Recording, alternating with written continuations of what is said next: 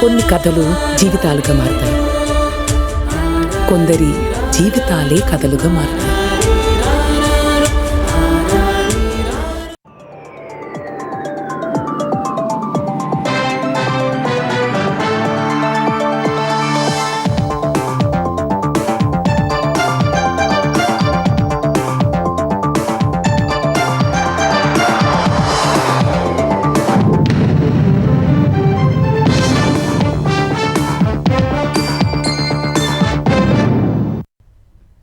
నమస్కారం, ఈటీవీ న్యూస్కి స్వాగతం.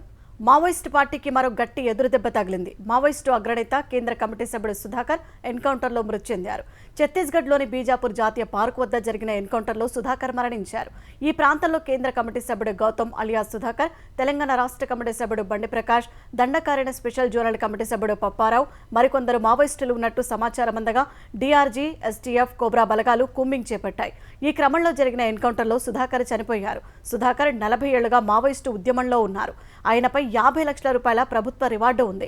సుధాకర్ స్వస్థలం ఏలూరు జిల్లా చింతలపూడి మండలం ప్రగడవరం. ఆయన పూర్తి పేరు తెంటు లక్ష్మీ నరసింహాచలం. మావోయిస్టు ఉద్యమంలో ఆయన సింహాచలం, గౌతమ్ అనే మారుపేర్లతో కొనసాగారు. 2004లో అప్పటి ఆంధ్రప్రదేశ్ ప్రభుత్వం మావోయిస్టులతో జరిపిన శాంతి చర్చల్లో సుధాకర్ ఆ పార్టీ ప్రతినిధిగా పాల్గొన్నారు. ఆత్మనిర్భర్ భారత్లో భాగంగా హైదరాబాద్లో అధునాతన రఫేల్ ఫైటర్ జెట్ ప్రధాన భాగాలు తయారు కానున్నాయి. ఈ మేరకు Tata Advanced systems, Dassault aviation మధ్య ఒప్పందం కుదిరింది. అత్యాధునిక సాంకేతిక ప్రమాణాలతో హైదరాబాద్లో 2028 నాటికి ఫ్యూజ్లేజ్ ఉత్పత్తి కేంద్రాన్ని టీఏఎస్ఎల్ ఏర్పాటు చేయనుంది. ఈ అసెంబ్లింగ్ లైన్ నెలకు 2000 యుద్ధ విమానాల ప్రధాన భాగాలను ఉత్పత్తి చేసే లక్ష్యంగా పనిచేయనుంది. ఈ ఒప్పందం మేరకు డసాల్ట్ ఏవియేషన్ సంస్థ తొలిసారి ఫ్రాన్స్ వెలుపల రఫేల్ ప్రధాన భాగాలను ఉత్పత్తి చేయనుంది. దీనిపై స్పందించిన Dassault Aviation chairman Eric Trappier, భారత్లోని పారిశ్రామిక దిగ్గజ సంస్థతో కుదుర్చుకున్న ఒప్పందం రఫేల్ యుద్ధ విమానాల పరిధిని మరింత పెంచుతుందని ఆశాభావం వ్యక్తం చేశారు. దేశీయ ఏరోస్పేస్ రంగంలో ఇది కీలక ముందడుగని Tata Advanced Systems CEO Sukaran Singh తెలిపారు. ప్రపంచవ్యాప్తంగా టీఐఎస్ఎల్పై పెరుగుతున్న నమ్మకానికి ఈ ఒప్పందం నిదర్శనమన్నారు. దేశంలో యుద్ధ విమానాల తయారీని మరింత వేగం పెంచేందుకు ఈ నిర్ణయం దోహదపడుతుందని చెప్పారు. చెట్లు పెంచని వారికి గాలి పీల్చే అర్హత ఉందా అని ముఖ్యమంత్రి చంద్రబాబు ప్రశ్నించారు. పర్యావరణ పరీక్షలు ఏపీ దేశానికి ఆదర్శంగా నిలవాలని స్పష్టం చేశారు. అంతర్జాతీయ పర్యావరణ దినోత్సవం సందర్భంగా రాజధాని అమరావతి పరిధిలోని అనంతపురం గ్రామంలో ఏర్పాటు చేసిన మొక్కలు నాటే కార్యక్రమంలో ముఖ్యమంత్రి చంద్రబాబు, ఉప ముఖ్యమంత్రి పవన్ కళ్యాణ్, మంత్రి నారాయణలో పాల్గొన్నారు. ఈ కార్యక్రమంలో చంద్రబాబు, పవన్ కళ్యాణ్ కలిసి మొక్కలు నాటారు. అనంతరం పర్యావరణ పరీక్షపై కాలుష్య నియంత్రణ మండలి ఏర్పాటు చేసిన స్టాళ్లను పరిశీలించారు. వచ్చే 4 ఏళ్లలో 5 కోట్ల మొక్కలు నాటడం లక్ష్యంగా పెట్టుకోవాలని సీఎం తెలిపారు. 4 సంవత్సరాలలో ఏపీలో 37% గ్రీన్ కవర్ రావాల్సి ఉందన్నారు. గత ప్రభుత్వం చెట్లు నరకడం తప్ప సంరక్షించింది లేదన్నారు. అప్పటి సీఎం హెలికాప్టర్లో వస్తుంటే కూడా చెట్లు నరికారని గుర్తు చేశారు. చెట్లు నరికితే కొన్ని దేశాల్లో జైల్లో పెడతారన్నారు. వచ్చే ఏడాది ఇదే రోజు నాటికి 1 కోటి మొక్కలు నాటడాన్ని లక్ష్యంగా పెట్టుకున్నట్లు ఉప ముఖ్యమంత్రి పవన్ కళ్యాణ్ తెలిపారు. పర్యావరణ పరీక్షణ కోసం తన వంతుగా ఏదైనా సాధించిన తర్వాతే మాట్లాడతారని స్పష్టం చేశారు.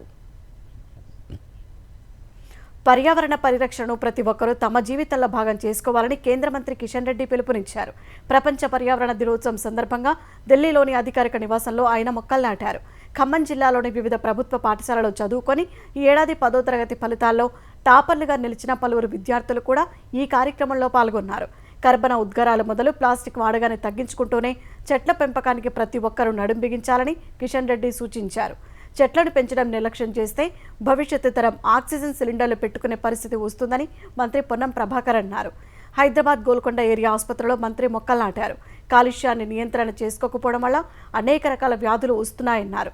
పర్యావరణ పరిరక్షణ నిత్యం కొనసాగాలని తెలంగాణ హైకోర్టు ప్రధాన న్యాయమూర్తి జస్టిస్ సుజయ్పాల్ సూచించారు. నాంపల్లి కోర్టు ఆవరణలో ఆయన మొక్కలు నాటారు. పర్యావరణాన్ని ప్రతి ఒక్కరూ పరిరక్షించాలని, ప్రధానంగా యువ న్యాయవాదులు దీనిపై దృష్టి సారించాలని పిలుపునిచ్చారు. తెలంగాణ వ్యాప్తంగా పలువురు నేతలు, అధికారులు మొక్కలు నాటారు.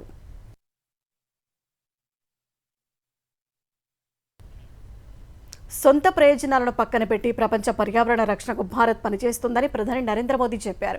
ప్లాస్టిక్ కాలుష్యాన్ని నివారించడమే ఈ సంవత్సరపు ప్రపంచ పర్యావరణ దినోత్సవ థీమ్ అని సామాజిక మాధ్యమం ఎక్స్లో పోస్ట్ చేసిన ఓ వీడియో సందేశంలో తెలిపారు. ఇందుకోసం 4-5 ఏళ్ల నుంచి భారత్ పనిచేస్తోందని మోదీ వివరించారు. అంతకుముందు ప్రపంచ పర్యావరణ దినోత్సవం సందర్భంగా 200 ఎలక్ట్రిక్ బస్సులను ప్రధాని జెండా ఊపి ప్రారంభించారు. ఈ బస్సులు హస్తనలో సేవలు అందించనుండగా తల్లి పేరిట ఒక మొక్క కార్యక్రమంలో భాగంగా ప్రధాని మొక్కలు నాటారు.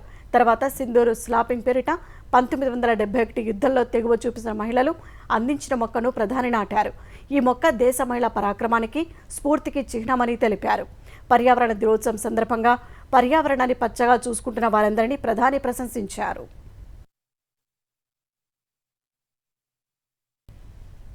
ఆర్సీబీ విజయోత్సవ పరేడ్పై గందరగోళం, ఉచిత పాసులు, విపరీతంగా వచ్చిన జనం, చిన్నస్వామి స్టేడియంలో పరిమితంగా ఉన్న సీట్లు బెంగళూరు తొక్కిసలాటకు ప్రధాన కారణాలని పోలీసులు భావిస్తున్నారు. టికెట్లు ఉన్నవారే కాకుండా లేనివారు చిన్నస్వామి స్టేడియంకు వచ్చినందున తలెత్తిన గందరగోళం తొక్కిసలాటగా మారిందని అంచనాకు వచ్చారని కర్ణాటక సీఎం సిద్ధరామయ్య చెప్పారు. స్టేడియం సామర్థ్యం 35,000 ఉంటే 2-3 లక్షల మంది వచ్చేశారని తెలిపారు. ఇంతమంది వస్తారని ఎవరూ ఊహించలేదన్నారు. చిన్నస్వామి స్టేడియం గేట్లు చిన్నగా ఉండగా వాటి ద్వారా ప్రజలు ఒక్కసారి లోపలికి వెళ్లేందుకు ప్రయత్నించగా అవి విరిగి తొక్కిసలాటకు దారితీసిందన్నారు. అన్ని అంశాలు దర్యాప్తులో తెలుస్తాయన్నారు. ఎలాంటి విజయోత్సవ ర్యాలీ ఉండబోదని పోలీసులు చెప్పగా మధ్యాహ్నం 3:14 సాయంత్రం 5 విజయోత్సవ ర్యాలీ నిర్వహిస్తామని ఆర్సీబీ యాజమాన్యం తెలిపింది. shop.royalchallenges.comలో ఉచిత పాసులు తీసుకోవచ్చని సామాజిక మాధ్యమం ఎక్స్లో ఆర్వీబీ పోస్ట్ చేసింది. భిన్న ప్రకటనల మధ్య అభిమానుల స్టేడియం వద్దకు చేరుకుని గేట్లు ఎక్కేందుకు ప్రయత్నించడం తొక్కిసలాటకు దారితీసిందని పోలీసులు చెప్పారు. అటు నిన్నటి తొక్కిసలాటలో చనిపోయిన వారి కుటుంబాలకు ఆర్సీబీ యాజమాన్యం 10 లక్షల చొప్పున ఆర్థిక సాయం అందించనున్నట్టు ప్రకటించింది. బెంగళూరు తొక్కిసలాట విషయంలో సీఎం సిద్ధరామయ్య, ఉప ముఖ్యమంత్రి డీకే శివకుమార్ తీరుపై బీజేపీ మండిపడింది. ప్రజల భద్రతపై కాంగ్రెస్ సర్కారుకు పట్టింపే లేదని దుయ్యబట్టింది. అంతమంది అభిమానులు వస్తారని ఊహించలేదన్న వ్యాఖ్యలపై బీజేపీ కర్ణాటక అధ్యక్షుడు బీవై విజయేంద్ర, సీనియర్ నేత ఆర్ అశోక్ మండిపడ్డారు. తొక్కిసలాటకు బాధ్యత వహిస్తూ ముఖ్యమంత్రి సిద్ధరామయ్య రాజీనామా చేయాలని ఆర్ అశోక్ డిమాండ్ చేశారు. తొక్కిసలాటలో అమాయకులు చనిపోవడం ప్రభుత్వం చేసిన హత్యేనని ఆరోపించారు. ప్రజల భద్రతను పట్టించుకోకుండా నిర్లక్ష్యంగా ఉండడమే ఘటనకు కారణమని విజయేంద్ర దుయ్యబట్టారు. రద్దీ నిర్వహణలో ఉత్తరప్రదేశ్లోని బీజేపీ ప్రభుత్వం నుంచి పాఠాలు నేర్చుకోవాలని విజయేంద్ర సూచించారు. 11 ఏళ్ల పాలనలో ఎన్డీఏ ప్రభుత్వం పేదల సంక్షేమం కోసమే పరితపించి పనిచేసిందని ప్రధాని నరేంద్ర మోదీ స్పష్టం చేశారు. గత దశాబ్ద కాలంలో ఎన్డీఏ ప్రభుత్వం చేపట్టిన వినూత్న చర్యలతో 25 కోట్ల మంది ప్రజలు పేదరికం నుంచి బయటపడ్డారని ప్రధాని పేర్కొన్నారు. మూడోసారి ప్రధాని పదవి చేపట్టి జూన్ 9కి ఏడాది పూర్తి కానున్న వేళ గత 10 ఏళ్లలో ప్రజల సాధికారత, మౌలిక వసతుల కల్పనపై అధికంగా దృష్టి పెట్టినట్లు వివరించారు. ఈ మేరకు సామాజిక మాధ్యమం ఎక్స్లో పోస్ట్ చేసిన ప్రధాని ప్రతి పౌరుడు గౌరవంగా జీవించే అవకాశం కల్పించేందుకు సమగ్రమైన, స్వయం సమృద్ధమైన భారతావని నిర్మాణానికి ఎన్డీఏ కట్టుబడి ఉన్నట్లు తెలిపారు. అనేక సంక్షేమ కార్యక్రమాలు పేదల జీవితాలను మార్చేశాయని చెప్పారు.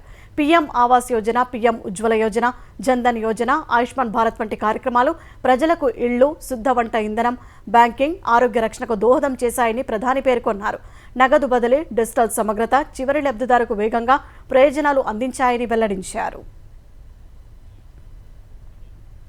అయోధ్య రామ మందిరంలో 2వ దశ ప్రాణప్రతిష్ఠ కార్యక్రమం వైభవంగా జరిగింది. వేద మంత్రోచ్చారణల నడుమ రాజారామ విగ్రహ ప్రాణప్రతిష్ఠ జరిగింది. గంగా దసరా సందర్భంగా అయోధ్య రామ మందిరంలోని మొదటి అంతస్తులోని రామ దర్బార్లో రాజారామ విగ్రహాన్ని ప్రతిష్ఠించారు. బాలరాముడి ఆలయ ప్రాంగణంలో శివుడు, గణపతి, హనుమాన్, సూర్య భగవాన్, శేష్ అవతార ఆలయాల్లో విగ్రహాలకు ప్రాణప్రతిష్ఠ చేశారు. ఈ వేడుకలో ఉత్తరప్రదేశ్ సీఎం యోగి ఆదిత్యనాథ్ పాల్గొన్నారు. 4 ప్రధాన ఘట్టాలకు హాజరైన సీఎం యోగి ప్రత్యేక పూజలు నిర్వహించారు. ఈ వేడుకలకు పలు ప్రాంతాల నుంచి భక్తులు భారీగా రావడంతో అధికారులు కట్టుదిట్టమైన భద్రతా ఏర్పాట్లు చేశారు. తిరుపతి పట్టణాభివృద్ధి సంస్థ టీయూడీఏ నిధుల దుర్వినియోగంపై విజిలెన్స్ విచారణ వేగవంతం చేసింది. ఈ మేరకు తుడా మాజీ చైర్మన్ చివరెడ్డి భాస్కర్ రెడ్డి, అప్పటి ఉపాధ్యక్షులు, కార్యదర్శులు, చంద్రగిరి నియోజకవర్గం పరిధిలో పనిచేసిన 15 మంది ఎంపీడీఓలకు విజిలెన్స్ అధికారులు నోటీసులు జారీ చేశారు. 2019-24 మధ్య కోట్ల రూపాయల అవినీతికి పాల్పడ్డారన్న ఆరోపణలకు ఈ నెల 9 నాటికి సమాధానాలు ఇవ్వాలని విజిలెన్స్ అధికారులు 37 ప్రశ్నలతో నోటీసులు ఇచ్చారు. తుమ్మలగుంట చెరువు ఆధునికీకరణకు తుడా నిధులను విచ్చలవిడిగా ఖర్చు చేయడం, తుడా నిధులను 90% చంద్రగిరి నియోజకవర్గానికి తరలించడం, తుడా నిధులతో చేయించిన బెంచీలపై వ్యక్తిగతంగా పేర్లు ముద్రించుకోవడం, విమాన ఛార్జీలు, వాహనాల కొనుగోలు అక్రమాలపై వివరణ కోరారు. చెవిరెడ్డి కుటుంబానికి చెందిన సీఎంఆర్ కంపెనీ ద్వారా తుడా నిధులతో పనులు చేపట్టిన తీరుపై విజిలెన్స్ అధికారులు వివరణ కోరారు. ఏపీఎస్సీ కేసులో ఇంటెలిజెన్స్ మాజీ చీఫ్ పిఎస్ఆర్ ఆంజనేయులకు విజయవాడ కోర్టు రిమాండ్ పొడిగించింది. ఈ నెల 19 వరకు రిమాండ్ పొడిగిస్తూ ఉత్తర్వులు ఇచ్చింది. పిఎస్ఆర్ ఆంజనేయులకు ఇవాల్టితో రిమాండ్ ముగియనుండగా పోలీసులు ఆయనను కోర్టులో హాజరుపరిచారు. న్యాయమూర్తి ఆయన రిమాండ్ను ఈ నెల 19 వరకు పొడిగిస్తూ ఉత్తర్వులు ఇచ్చారు. చిత్తూరు జిల్లా వి కోటలో ఈత సరదా 3 పిల్లల ప్రాణాలు తీసింది. వి కోట మండలం మోట్లపల్లి గ్రామానికి చెందిన 3 చిన్నారులు చెరువులోకి సరదాగా ఈతకు వెళ్లారు. చెరువులో బురద ఎక్కువగా ఉండటంతో 3 విద్యార్థులు అందులో చిక్కుకుపోయారు. గట్టుపై ఉన్న సహచరులు ప్రమాదాన్ని పసిగట్టి బయటకు తీసే ప్రయత్నం చేశారు. ఘటనా స్థలంలోనే 2 ప్రాణాలు కోల్పోయారు. మరో విద్యార్థి వి కోట ఆసుపత్రికి తరలించాక ప్రాణాలు కోల్పోయాడు. మృతులను కుషాల్, నిఖిల్, జగన్గా గుర్తించారు. మృతుల్లో 2 ఒకే కుటుంబానికి చెందినవారు కావడం తీవ్ర విషాదం మిగిల్చింది. తెలంగాణలోని వేర్వేరు జిల్లాల్లో జరిగిన రోడ్డు ప్రమాదాల్లో 3 చనిపోగా 10 మంది గాయాలతో ఆసుపత్రి పాలయ్యారు.